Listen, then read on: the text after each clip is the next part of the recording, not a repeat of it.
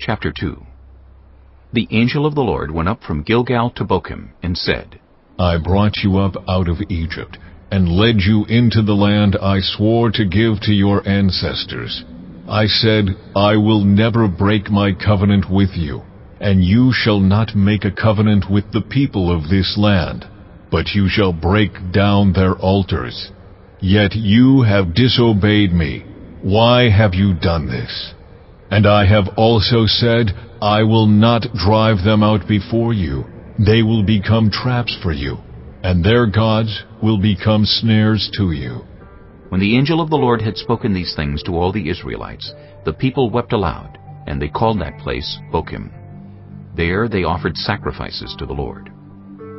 After Joshua had dismissed the Israelites, they went to take possession of the land, each to their own inheritance. The people served the Lord throughout the lifetime of Joshua and of the elders who outlived him, and who had seen all the great things the Lord had done for Israel. Joshua, son of Nun, the servant of the Lord, died at the age of 110, and they buried him in the land of his inheritance at Timnath-Heres in the hill country of Ephraim, north of Mount Gaash. After that whole generation had been gathered to their ancestors, another generation grew up who knew neither the Lord nor what he had done for Israel. Then the Israelites did evil in the eyes of the Lord, and served the Baals. They forsook the Lord, the God of their ancestors, who had brought them out of Egypt. They followed and worshipped various gods of the peoples around them. They aroused the Lord's anger, because they forsook him, and served Baal and the Ashtoreths.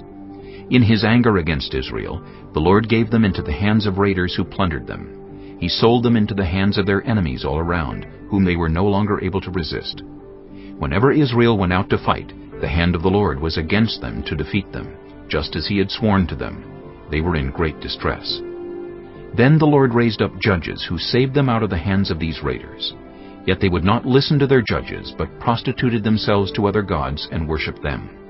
They quickly turned from the ways of their ancestors, who had been obedient to the Lord's commands. Whenever the Lord raised up a judge for them, he was with the judge and saved them out of the hands of their enemies as long as the judge lived. For the Lord relented because of their groaning under those who oppressed and afflicted them. But when the judge died, the people returned to ways even more corrupt than those of their ancestors, following other gods and serving and worshipping them.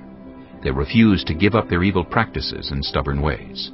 Therefore the Lord was very angry with Israel and said, Because this nation has violated the covenant I ordained for their ancestors, and has not listened to me, I will no longer drive out before them any of the nations Joshua left when he died.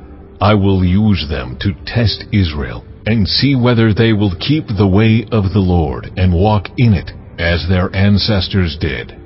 The Lord had allowed those nations to remain. He did not drive them out at once by giving them into the hands of Joshua.